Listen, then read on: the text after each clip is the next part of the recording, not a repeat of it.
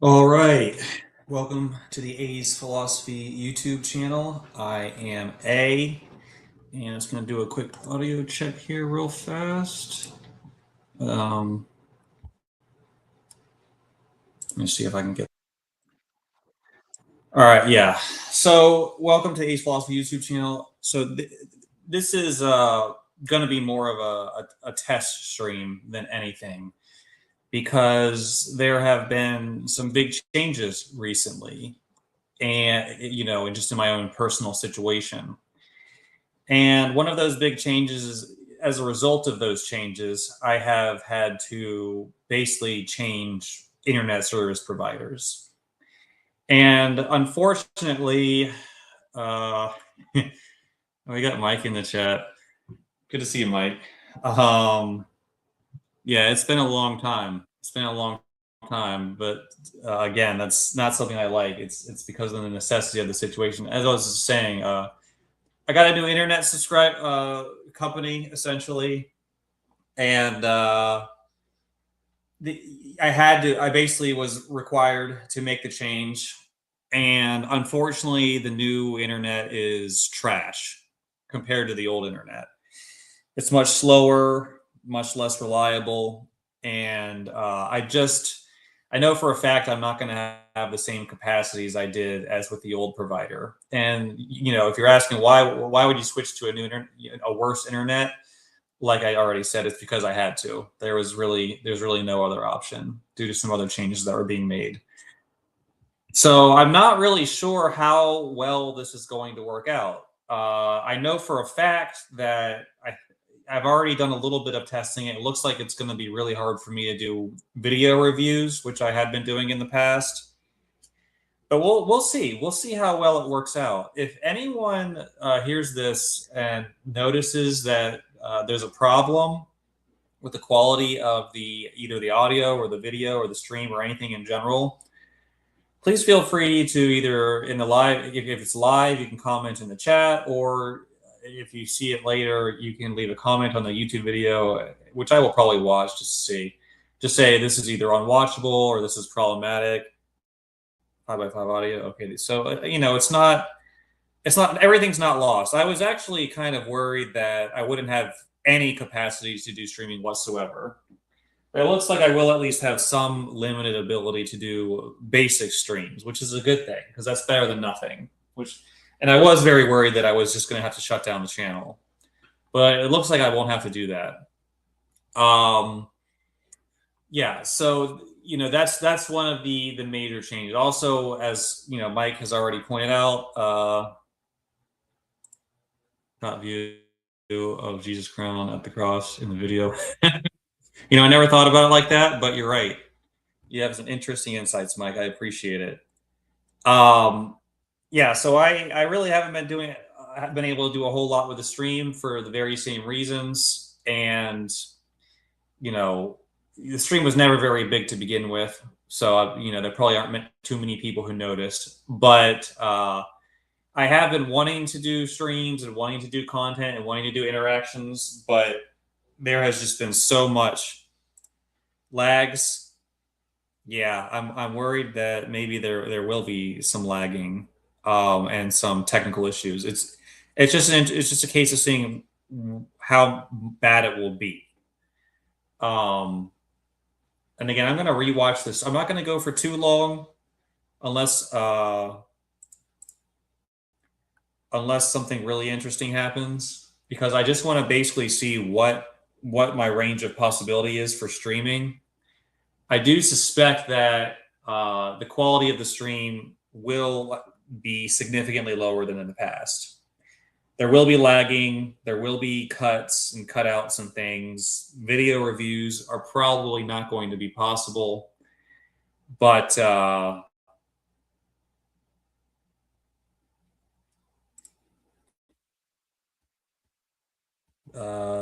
maybe the comments they delay. Okay. Yeah. Oh, match the comments. They delay. Huh.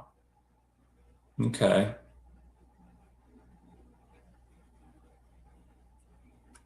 Hmm. Well, we'll just see how it goes. Hold on a second. Okay. Yeah, but all right. So it's mostly working, but a little bit of issues. That's kind of what I expected. All right. So other than that, we'll see who ends up joining. But I mean, obviously, you have Mike in the chat. I've talked with Mike many times. We disagree on some stuff, but Mike is a good person, so that's fine. I know he's coming from a place where, even though I disagree with him on some things, I do believe that he's one of those people who his heart is in the right place. So it's not really that much of an issue. I think people can. I think even though some people might get something wrong, it's not really about having the correct belief system so much as where does it lead you?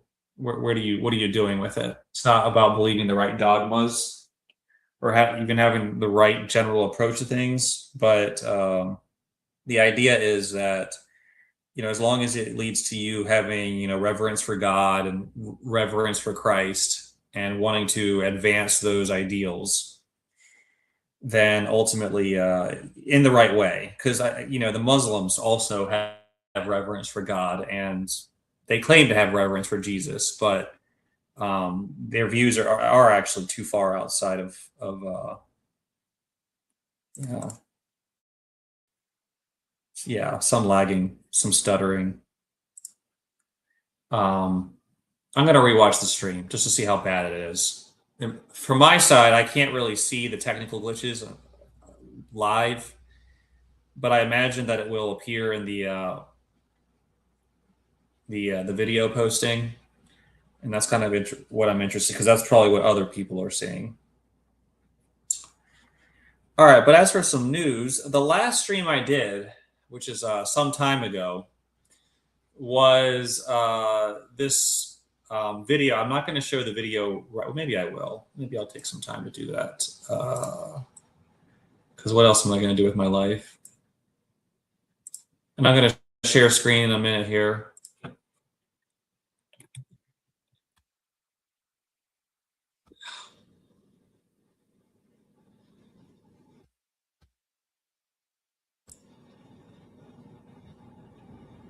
Yeah, this is a test video. We'll do a little bit, not too much.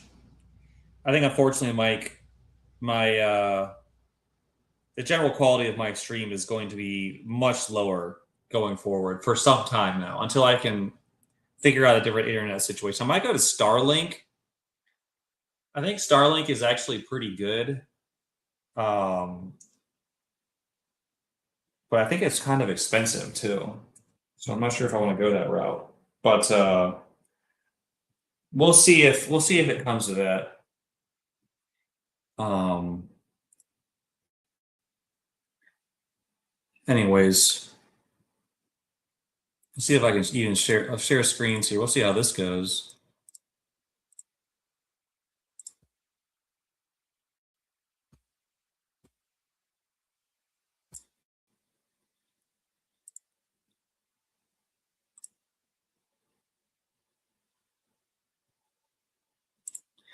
So this is my last stream that I had on my channel before this video, which is Jesus Christ taught works righteousness salvation. Now, according to basically every modern organization or institution that calls itself Christian, this is a heretical view, because in quote unquote Christianity, uh, you're not saved by your works. You're not saved by your own righteousness. You're saved by Jesus Christ dying, paying for your sins as an atonement on the cross. So it has nothing to do with us. It has to do with Christ's finished work on the cross. And, so salvation isn't something that you do. It's what Jesus did for us. And then we're supposed to live a life that he is pleasing to him, because we're thankful for what he did for us. So that's the modern Christian gospel message that is preached. I would say not just in Protestantism, but also to a great extent in Catholicism, because they also teach that you can't save yourself. They also teach that Christ's work is necessary for your salvation. Um, and even though, even in Catholicism, works are necessary for salvation, they are also a result of basically Christ giving you the grace to do them after having saved you. And he also certainly was an atonement for your sins. So there's that element of it. So to say that Jesus taught works righteousness salvation, got Walter. Good to see you, Walter. Hope you're doing well. Um,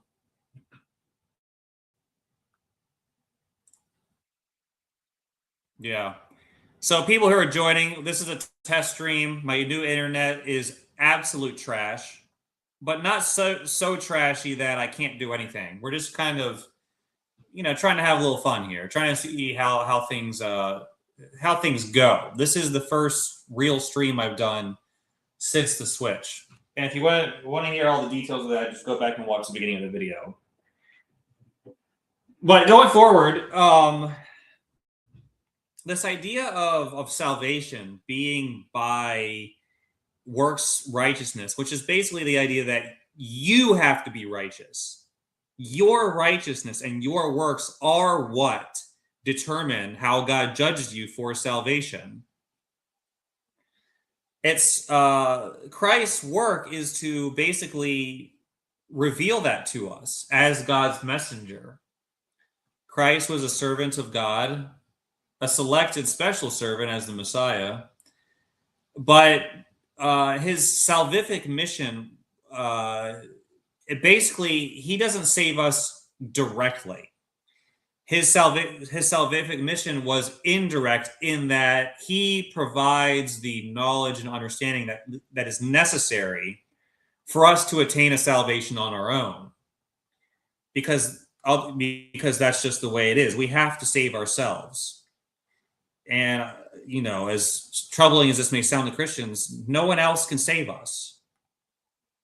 We have to do it ourselves. But people can tell us what we need to do to save ourselves. And that is what Jesus Christ did. And that is how Jesus saves us if we put our faith in him. We put our faith in the fact that he taught us the truth. And then we use the truths that he taught as a guide for how we live our lives and attain salvation on our own. Now, this sounds heretical, but it's actually exactly what Jesus Christ taught. And the reason it sounds heretical is because of what's taught in the churches today. If the churches taught the truth, they would be teaching exactly what I teach, which is, as far as I can tell, what Jesus taught. It's not my teaching, it's Jesus Christ teaching. Jesus Christ himself taught that we have to merit our own salvation. He saves us by teaching us what the true path of salvation is. That is how Jesus saves us. Much like if you're lost in the forest, you don't know which way to go, and you don't have GPS or whatever these days. How could someone save you? Well, they could physically carry you out of the forest, or they could tell you the way to go. They could tell you, oh, you go in that direction, and then you'll find civilization. So either case, you were saved by somebody. Somebody saved you. They gave you the second person method of salvation is someone gave you information that led to your salvation, because otherwise you wouldn't have known where to go without that person's help. So this is actually what Jesus is. He's a guide. He's a messenger. He's someone who reveals the truth to us, and then it's up to us to use that truth to basically merit salvation. Jesus taught that salvation is by obedience to God. How do we obey God? Well, we obey God's commandments. What are the commandments? You shall not, he lists them out. You shall not murder. You shall not steal. You shall not lie. You shall not commit adultery, so on and so forth. These are the things we have to do. This is what Jesus taught. This is true Christianity according to what Jesus taught. Now, this video was actually a response, and I tagged somebody. It's kind of hard to see at the bottom. Let's see if I can zoom in here. Hold on. It's kind of hard to see the bottom here, but there was a person. I was actually responding to another YouTube channel who was preaching free grace theology, and that YouTube channel's is called Pennsylvania Bible Study. Now, usually when I do a video and respond to somebody, or review somebody else's video and comment on it, they ignore it.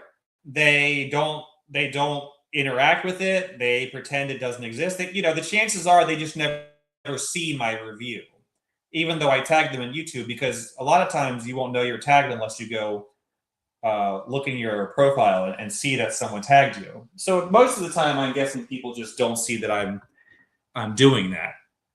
But not this time. I got to give Pennsylvania Bible Study credit. He actually took the time and did a full review on my video. I was shocked. I was shocked because a lot of people don't want to do that. Even if they do see my videos, they don't want to respond to what I'm saying because they don't even want to entertain the ideas that I'm teaching. But let's take a look at this.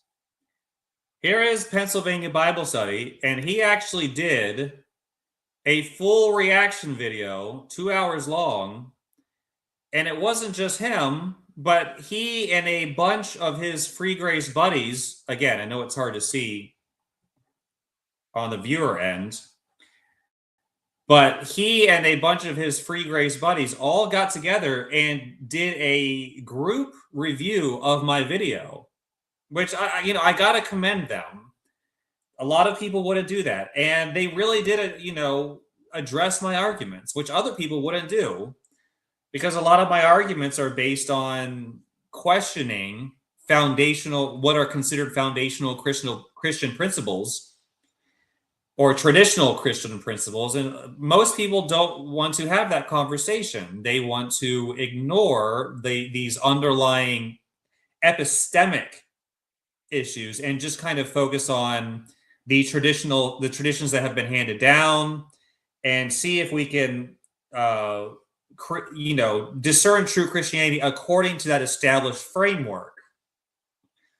They don't want to question the framework itself. They want to operate and exist within the existing framework, which I call the Catholic framework.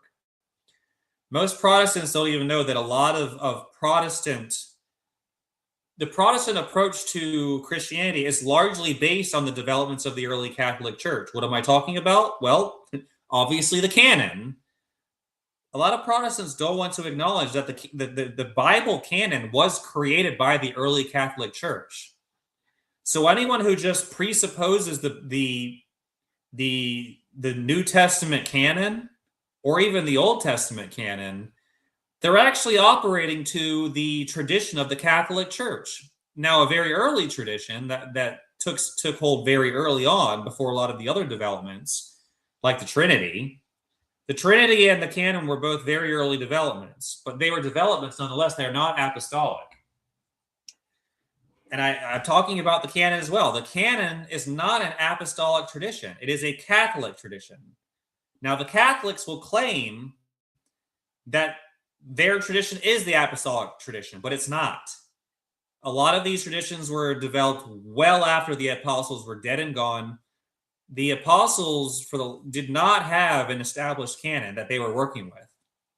Even though some of the texts were written during the time that they were alive, I think some of them were written afterwards, like the book of Acts, and maybe a couple of the others. But the apostles didn't have this list of New Testament texts that they said the church is to be based upon. That literally did not happen until several hundred years after the time of the apostles. So the Bible canon, the New Testament canon specifically, is a development and creation of the early Catholic Church. There's no question about it. And most Christians just want to continue to operate within that framework without questioning it for 1 second. Anyone who questions it or doubts it or doesn't operate accordingly is not a true Christian. There's no reason to interact with them. There's no reason to interact with their ideas. It's crazy town. It's fringe. It's unbiblical, But here's the problem. 2,000 years removed from the events, it's hard to recognize that there was a different reality before the Bible canon. But in the time of Christ, in the time of the apostles, there was no Bible canon. There was no New Testament canon. There was no New Testament. It was basically just the teachings of Christ being sent forth through the apostles in live missions, which means that really early Christianity, the earliest form of Christianity, was simply the teachings of Christ. It was not a New Testament canon. The teachings of Christ were the sum total of what Christians were supposed to believe and be taught. And then others later wrote commentaries and their own ideas and epistles, and speaking specifically mostly about Paul, but also a couple others. And then these were added on, and they became kind of this living organism that became what was seen as the foundation of Christianity. But again, to be repetitive, at the risk of sounding repetitive, originally Christians were being taught only the message that Christ preached during his earthly ministry. And that was the foundation of Christianity. And I personally believe to this, that is what we were supposed to believe. That is what we were supposed to do. The New Testament canon was intended to provide clarity and instruction, but it was not an essential and foundational element of the Christian faith. And most people don't realize or seem to consider how much their theology is impacted by their presupposition that the New Testament canon is an essential element of the Christian faith, and that there's another way of looking at it. But that's my job. My job is to get people not necessarily to agree with me and end up believing that, but at least to recognize that this possibility exists. And the reason you need to consider it is because your soul is what's at stake. And when it comes to your eternal soul, you really need to be considering all possibilities, because any mistake is it's not something you want to risk. Your soul is the greatest treasure that exists. And if how you interact with your soul and your relationship with God is based on false presuppositions, well, then you're playing with something that's very dangerous. And to not consider something as a logical possibility or a possibility that would ultimately be true, well, it's just, I don't think it's very wise. Anyways, going back to Pennsylvania Bible Study, I'm not going to do a full review right now because for the aforementioned reasons of their reaction, but I do intend to do that when I establish that my internet and streaming is up to the task of doing that, which it looks like it might be at this point. But something I've noticed, something I will say about free grace theology, Calvinism, Reformed theology, basically all modern forms of Christianity, including Catholicism and Eastern Orthodox, actually, but especially free grace theology, is they don't seem to realize how quickly their case for their belief system collapses when you start to question the parts of the Bible that they root their beliefs in. Namely, and again, I'm not saying people have to agree with me, but once you realize that Paul is not an authority, then unfortunately for these people, a lot of their ideas have far less foundation, theological foundation, foundation in the Christian faith, once you start to understand that you can't really use Paul. Almost all of their arguments lose their foundation entirely, because so much of it is based on Paul's writings. So when you start not looking at what Paul wrote and you just try to find their ideas in the rest of the Bible, well, you start running into a whole bunch of problems, and there's not nearly as much there to say, see, this is what's written, this is what we have to believe, this is Christianity. When you they are very much where I was. Yeah. Yeah, I understand, Mike. It's at some point I've always probably reached this point in my streams, but I think you'll get there one day, Mike. You'll get there. Um, Audio's good. I'm glad to hear it. Thank you, Mike. Um, where was I? Oh yeah, Paul, and how the Catholic trap. See, I actually was in that mindset as well. Where I what when I was investigating Christianity, again, I had certain presuppositions that I didn't even know were there operating.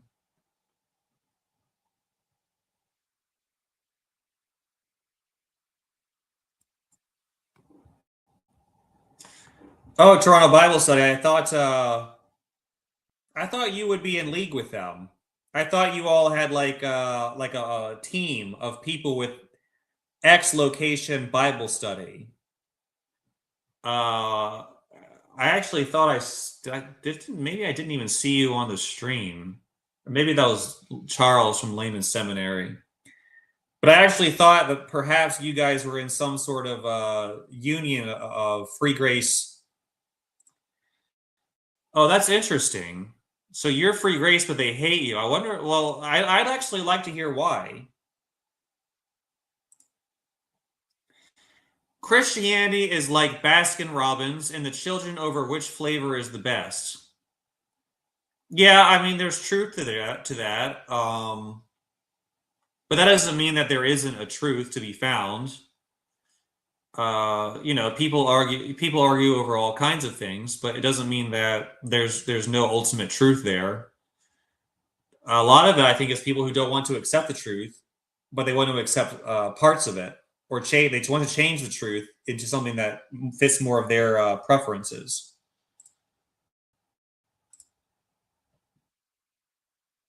I'm free grace, but they hate me. What did you do to make them hate you so much?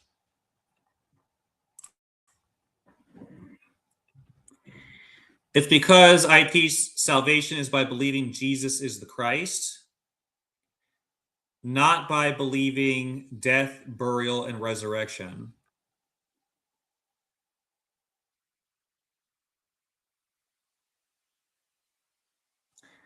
Well,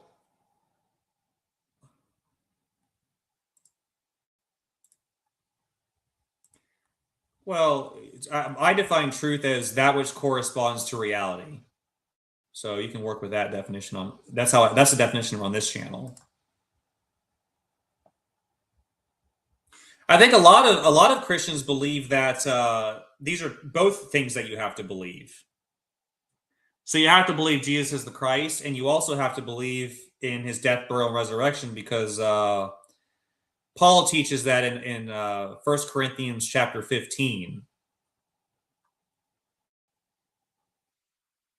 So I think that most Christians would have to operate according to the idea that uh, both of these are elements that are necessary for belief. So to me, Toronto, again, I'm sure you've thought about this. So I'm not saying anything that I think you haven't considered, because you sound like someone who's thought a lot about what you believe. But for you to not believe that the death, burial, and resurrection is part of the saving gospel means to me that you are not in agreement with Paul in what he wrote in 1 Corinthians chapter 15.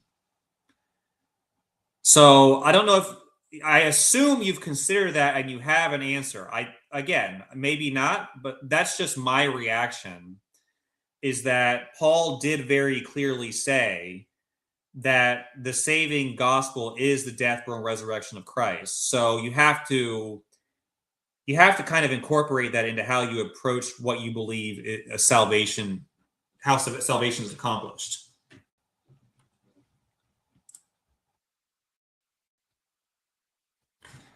The disciples believe that Jesus is the Christ, John 6:69, but they did not yet believe in the death, burial, and resurrection. You have a good point. You have a good point, and this is why I've argued that Paul introduces complications into the whole picture, because you have a situation where you clearly have some people who are saved, such as the disciples, but they don't believe in these essential elements of what Paul teaches are included in salvation. So, and this is, see, Toronto, this is why on my channel, again, I'm not saying people must agree with me and I'm definitely right. But I don't believe that any propositional knowledge is necessary for salvation, including the idea that Jesus is the Christ. And the reason for that is for exactly the same person. I believe that there were people who were saved before Christ, the advent of Christ, not just in Old Testament Judaism, but around the world, people who were born before Christ never knew who Christ was, and yet they operated within the framework of salvation that would lead them to right relationship with God. So I have a really hard time accepting that propositions are an element of saving faith. Any factual proposition. Salvation to me isn't about creeds, dogmas, and beliefs and getting, theologically correct ideas. It's about it's about basically living in obedience to God, which I know you disagree with as a free gracer. But I think that you're just introducing the same problem, but you just remove one element of it, which is okay. So what is this? First Corinthians 15 is not giving the minimal facts to believe for salvation. He's teaching against the false doctrine they teach in Corinth. First Corinthians 15:12.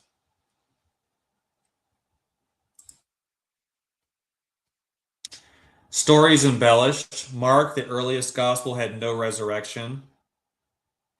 And Jesus doesn't become God till John 95 to 100 AD. Well, my opinion, Brojo, John, is that the original ending of Mark was lost, perhaps in some manuscript. And originally, it probably did include the resurrection.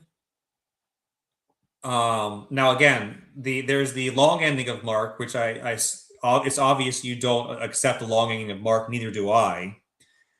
But I believe what probably happened, and again, I don't have facts to back up what I'm saying here. But I think what probably happened is that originally Mark did not end at verse 9. Or what is it? Hold on, let me take a look here. Again, anyone just tuning in, my internet, I had to change internet providers. My new internet is much worse than my old internet, so I don't have as much speed as I used to. If anyone wants details, they can watch the beginning of the stream. But I'm going to Mark now, chapter 16, which is the last chapter. Right. So I do believe that in the Gospel of Mark, chapters 9 through 20 are an addition. ADDITION, an addition. They were added. But I also believe that there actually was an original ending that probably did contain the resurrection that was lost and then replaced with the current long ending of Mark. That's my belief system. That's what I believe. Because I just think that Mark ends too abruptly for someone to have actually just written that and just it been that way. It just doesn't make sense to me. So I do think that Mark did have another ending at one point, but that ending was somehow lost and replaced by the current long ending of Mark. They teach that there's no resurrection from the dead at the end of time in First Corinthians. This is belief in vain.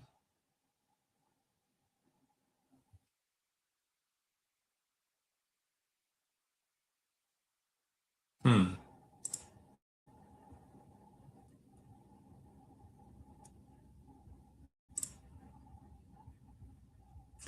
This one guy, I'm not sure if that's a response to something that I said or something someone else said. If a God can create a world and do miracles, surely he can preserve original manuscripts. No, he can't. Not if not if he's if the creatures in question are operating according to free will. And it's not that God can't do that, but is God going to violate the sovereign will of free will agents to accomplish that? How does that work? Because the scriptures are preserved by human agents. So if the human agents are corrupt, then they can lose the original manuscripts. There's just I don't accept this argument at all. God's so powerful. Why can't he write a book that speaks to everybody? God reveals the truth. It's our fault if we lose the manuscripts. It's not God's fault. I really don't respond to the. Not that I don't respond to it. I don't resonate with this line of thinking. The idea that if the Bible gets corrupted, it's God's fault, and then that means there's no reason to believe in such a weak God. No, I disagree at all. I think God is just being very faithful to the system that He created, which incorporates free will. We have original oral tradition. Okay, that's an interesting claim. Who's the real devil? It's one guy. Rojo, humans are fallible, period. Right, humans are the ones preserving the manuscripts. So it's not surprising that they would either corrupt them or lose them in some cases, which I think probably happened to some of the, will definitely happen to the early Christians. I don't think there's an argument against that. Perhaps there is some truth that is relevant. What is it? What's the truth? Lay it out for me. What's the truth that I'm not accepting? That put it out there. Anyways, going back to Toronto Bible Study, he might not be here anymore. But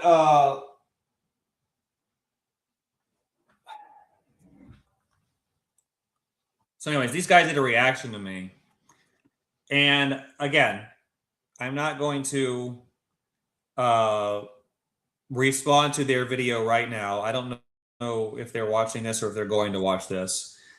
But I do plan on doing this. And like I said, no, I really don't think so. This is the argument right here, Brojo. If a God can create a world and do miracles, surely he can preserve original manuscripts to avoid such. Well, how is he going to do that? Let's think about the mechanism, because in my opinion, God did God's part.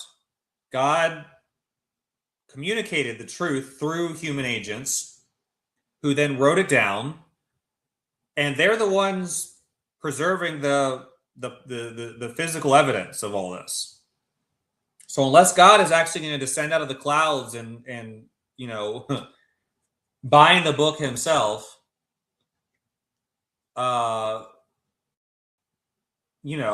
humans are going to be the ones doing all the handling and preservation and copying and things like that. They can use their free will to alter things or just make mistakes and lose things. Okay? So if that happens, that's not God's fault. All right? God's responsibility is to reveal the message through human agents.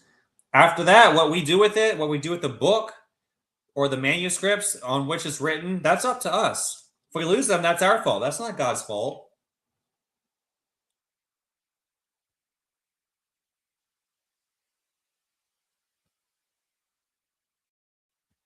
Post the link if you can. I will check it out. All right.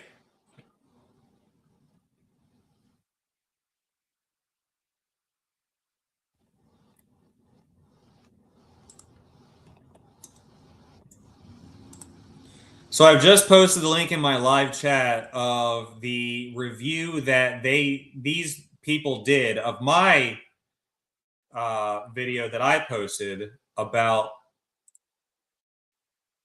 what is impossible for an all-powerful God. Come on, man. All right, this is something we've talked about a number of times, Brojo, on this channel. All-powerful does not mean God can do anything. All right? What it means is, like, A common example I give is that God cannot make 2 + 2 = 5. Well, sure he can. He can just call 4 5. No, that's not what I'm talking about. God, there's no reality in which 2 objects + 2 objects is going to make 5 objects. God has defined the parameters by which the universe operates. One of those parameters is that humans have free will. Okay, God establishes the basis, the laws which govern the physical universe. Humans operate within that. There are even in an all-powerful God, all-powerful, you have to realize, comes with the asterisk, all-powerful within the realm of logic. God, even an all-powerful God, cannot do anything. One thing God cannot do is stop being God. Otherwise, God wouldn't be God, and there would be no God. So God's essence is immutable. Okay.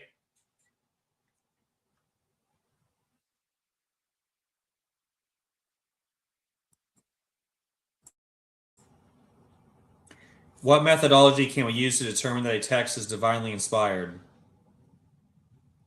Well, we'd have to look at the source. Who wrote it? Who are the people who basically provided the information? What is their testimony? I'll grant you that really there's no way to do so directly unless we are the person with whom God is communicating. But yeah, there's no way. I've never argued that the texts are divinely inspired, anyways. So that's not something I've argued on my channel. He can heal limbs, heal the blind and deaf, but original manuscripts haven't. Well, again, the healing, if you look at it in the Bible, unless I'm mistaken, is being done through human agents. So we have to realize there has to be a human agent through whom God is working. Usually, the original manuscripts are based on the writing down the testimony of human agents that we call prophets. Okay, this is really important to understand, Brojo. This is why the argument that the Bible is corrupt, that means there's no God. No, that's a terrible argument. Terrible argument. That's not God's fault. That is mankind's fault. God created a perfect universe. Yeah, this is how you have to look at it, Brojo. This is how you have to look at it. The perfect word of God is the universe. Humans can't alter that. They can't lose it. They can't corrupt it. They can't corrupt the law of gravity. They can't corrupt and alter the laws of physics and chemistry. So the real word of God is the universe itself. Okay? Books are things that humans are involved in the creation of. So they're just pieces of physical elements that are combined in such a way that are meaningful to us. We can alter them, manipulate them, destroy them, burn them, copy them, paste them, do all these other things. Okay? But really, this is why, to me, science is the ultimate religion. But at the same time, science brings us to the awareness that there is an intelligence behind everything, not the secularist, atheistic materialism that masquerades as science. All right. Gospel writers are anonymous. Okay, that's actually a true statement. I'm not an atheist. I just don't believe Yahweh exists, nor did a man named Jesus exist. Okay, well, Yahweh is just, what God is called. So if you're not an atheist, that means you're a theist. You believe in God, right? And there is evidence that Jesus existed, by the way. So I don't think you're correct there either. I think there's a lot of historical evidence that Jesus did exist.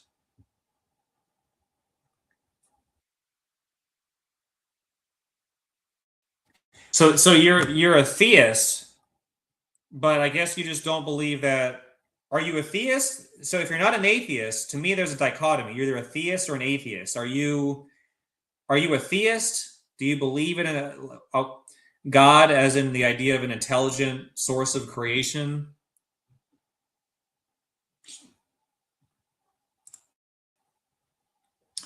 Yahweh is God of war from pantheon of Canaanite gods. I just don't believe that's true. I don't believe that the Jews looked at the Canaanite gods and just borrowed ideas from them and called their main god Yahweh, and then made up a book called the Bible. That's I know that's what a lot of the scholars teach. Uh, Thomist. Just to recap, everyone, this is a test stream. I had to get new internet because of events taking place in my life. The new internet is of much worse and lower quality than the previous internet. Um, and therefore my channel's quality will probably not be as high as it was in the past. And the purpose of this stream is to see what my capabilities are. No, it's not denial. It's my analysis is that there's just no evidence that the Hebrew people just borrowed Canaanite ideas of God and called it Yahweh. It's just it's too far back in history for anyone to prove that with certainty. But I see a lot of evidence that there is a God, and that it makes sense to me that God could communicate through people, and that those people could write those communications down in a book and call it the Bible, or they could call it something else. It's not. I'm not opposed to the idea that God communicated to people in China and Africa and India and Europe and South America, and those people probably wrote books down too. And God probably had a different name and different language, but I don't have a problem thinking that God actually communicated to people in the ancient Hebrew lineage, and those writings became elements of what is today called the Bible. It's not just like, oh, the Canaanites made up a bunch of gods, and you're discounting the idea that what you're trying to say is, well, just because these other gods existed before the Hebrew people came around, that necessarily means that all concepts of God are just a result of these ideas being basically copied and emulated in the Hebrew culture. No, I mean that's possible. It's certainly possible, but there's no reason to think that's necessarily what happened. I do have faith that Yahweh communicated through the Old Testament prophets and through Christ. And honestly, I think God is probably still communicating to people today who are open to that for whatever reason. I'm not someone who says, "Oh, God just communicated to people through the Bible. There's nothing else. There's no other thing to look." No, that's not my channel. I know a lot of Christians believe that, and it's kind of heretical to think that God could still be communicating to people whose ideas are worth listening to. And it's worth listening to these revelations. But this is the idea of Bible worship. That the Bible is the only text that's ever been revealed by God, and it's the only thing we should ever. No, I don't. I don't believe that. I think that God probably communicated to a bunch of different people at a bunch of different times, including our own. And I'm willing to look at everything and everyone, skeptically so. I'm not just going to believe everything everyone wrote or says that is a revelation from God. Most of it's probably nonsense and just drivel, but I think that there's a good chance that pantheists. No, I think you have to get to a supreme intelligence that's the source of everything at some point. Vedas are divinely inspired. I don't know enough about the Vedas to make comments on them. I haven't researched them. Quran, no. Quran is not inspired. Quran is a made up. I have studied the Quran much more than the Vedas, and I can pretty conclusively my strong conclusion is the Quran is in no way, shape, or form inspired by the true God that created the universe. Muhammad is not a true prophet, not even close. So I'm rejecting the Quran for sure, and I have my reasons for doing that. A lot of it is because I think that, well, I won't go into that right now unless you want to know why, but I have studied the Quran. And how do you determine that? Well, again, like I said earlier, one thing you have to look at is what's the source of the Quran? Well, it's the Muhammad. It's not bias. It's not bias. It's there's a metric that's being used. One thing that one thing I did already mention is that what is the source of whatever this divine text is? And of course, the Quran source is Muhammad. So okay, I look at the life of Muhammad. Does this life of Muhammad reflect someone who I think is the servant of the all-powerful, all-knowing, all-good creator of the universe? No, I don't. Muhammad's life is filled with troubling actions, behaviors, and statements in general, and it's very inconsistent with other things that I do consider to be inspired. Now, if Muhammad had come along and been a really good person and said things that were consistent with previous revelations, I might be willing to accept that maybe he was a prophet of God. But unfortunately for Muhammad, he seems to have been a pretty terrible person, and he gave contradictory messages to things that I do think are inspired revelation. So as something has to give, and I'm throwing out Muhammad. Source of Torah, Moses. No evidence of his existence outside the Bible. Same with Jesus. That's not true. There is evidence of Jesus outside the Bible. There's a lot of evidence of there's not like we don't have like his bones. We don't have like a physical. We don't have video evidence, obviously, but there's a lot of circumstantial evidence that Jesus did exist as a human being. No contemporary extra biblical sources. That's also not correct. Uh, we have Josephus. Now, people are going to question Josephus in the Testimonium Flavium, but the scholars are divided on that. Some people do believe that. That is a valid quotation. And by the way, the testimony of Christ, they took the testimonies of Christ written by people who were familiar with him and put him in the Bible. So you're just throwing a contemporary. Yes, the Bible is contemporary. You can't just say, "Oh, the Bible can't be used as evidence." Why not? Because of the Bible? That's ridiculous. The Bible is contemporary evidence. Now you have to, if you want to discount the writings of the Bible, you have to give a reason why they can't be considered. But just the fact that they're in the Bible doesn't disprove them. God the fraud. So the Bible will be tossed too for the same reason, right? Well, give me a reason why. No, give me. The whole point is that Muhammad's message was inconsistent with the revelation of the Bible.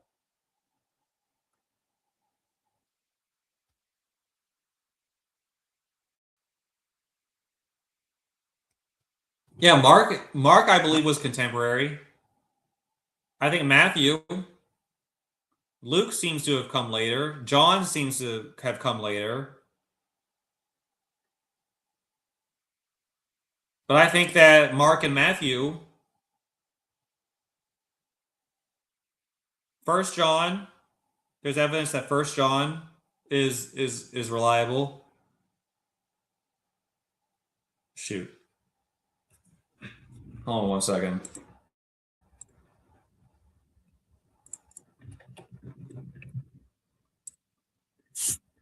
Be right back.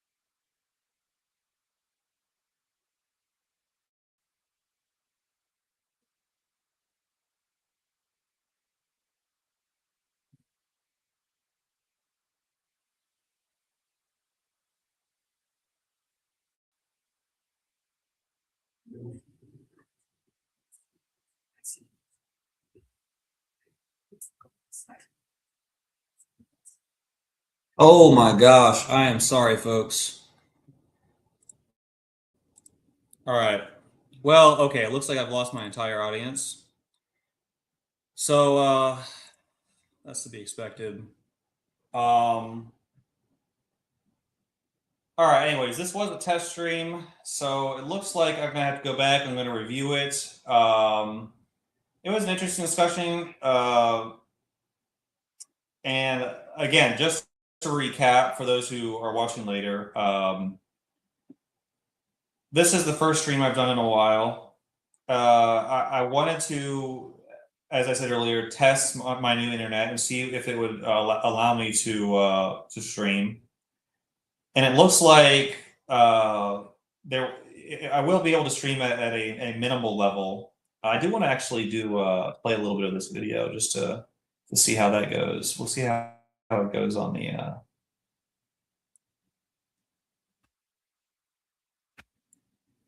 Let's see how it looks.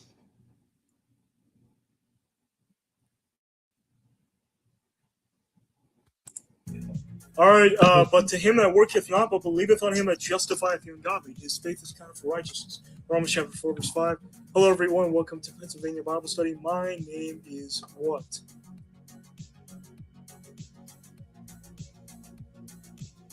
Noah Rasmussen. All right, thank you. Thank you, everyone. All right, so let's go and ask the audience. We have Omni, the chef. He's the chef guy. And that's who we have Boy Elder the Mailman. He's an elder man, whatever you want to call him. And okay. He's the crap. And then we got the Pope PB. All right. PB. Yeah, so that's who we have on stage for tonight. If anyone else joins up, you'll see them active. But these are the three guys I have for tonight. And there is a guy by the name of A's Philosophy who made a video against me on the idea of my video explaining the difference between the imputation of sin and personal sin. This idea that we don't go to hell because of personal sin, but rather we go to hell because of imputed sin, in the sense that we have always been identified as a sinner, but we don't go to hell because of sin that we do in our behavior, like not turning from our immorality or something. But this guy goes against this idea. He thinks that you do go to hell because of personal sin, and that you do go to hell because you have not done works righteousness. So this is this guy's belief, and we are tonight going to tackle and react to every argument that this guy brings to the table. So let's get started, shall we? Do you want to start with prayer? Might be a good idea. Yeah, let's sure. Let's start off. Wait, what's that? Yeah. Did you want to say something, PB? So, did you mention that he denies Paul? I did not mention that he denies. That's in the description. Yeah. Yeah, I did not mention that, but it says right here at the bottom. That's in that comment that he basically self-reported. So yeah, it says right here, Paul is a lying, false apostle. That's what he said. Yeah. Verbatim. So when I typically do reactions, you don't have to do this, but I give the background information. So other background information the audience should know is that, again, this person denies that Paul is an apostle. In fact, he's very much like Hebrew Israelites in that respect, that sometimes they'll deny that Paul is an apostle in order to keep their Judaistic type salvation teachings. And moreover,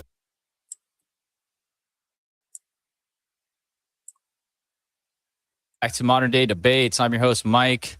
Tonight we have a really fun one, two philosophy interested individuals. And obviously you guys know Jay's really into it on a lot of different levels. And we're kind of doing a more religious oriented topic. It's going to get philosophical. It's going to get all sorts of interesting. I do want to remind everybody we will have Mr. J here at DebateCon, both for the pregame and I believe another debate or two after. So that should be. All right. So the reason I've been reviewing these videos is I just wanted to kind of be able to go back and see how they look on the replay. Again, just trying to test out my stream with the new internet, which is far worse than the old internet. Not far worse, but definitely worse. And there, if no one else had any comments, I will shut down the stream. But it looks to me like I will be able to, at least at some minimal level, be able to continue doing streams, which I was worried I would not be able to do. But it does look like the internet is at least good enough to where I can operate at a minimalistic level. And maybe it looks like even continues to do video reviews.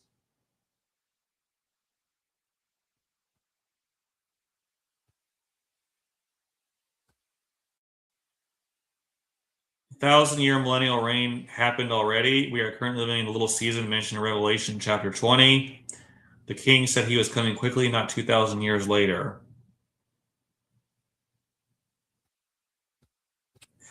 No, I don't believe any of that's true. I really don't believe any of that's true. I don't believe in the book of Revelation. Okay. As a Christian, I really do think it was added later. There's no reason to really look into it too closely. Even the early church questioned its authority. I don't think anyone has the proper interpretation of it. So to say that we are in the millennial reign of Revelation is nonsense to me. It really is. And that's just what I mean. If you want to argue otherwise, I'd be willing to hear what your argument is. If you want to try and convince me of the book of Revelation, you're free to do that as well. But yeah, that's kind of where I am, Joe. So thank you for that.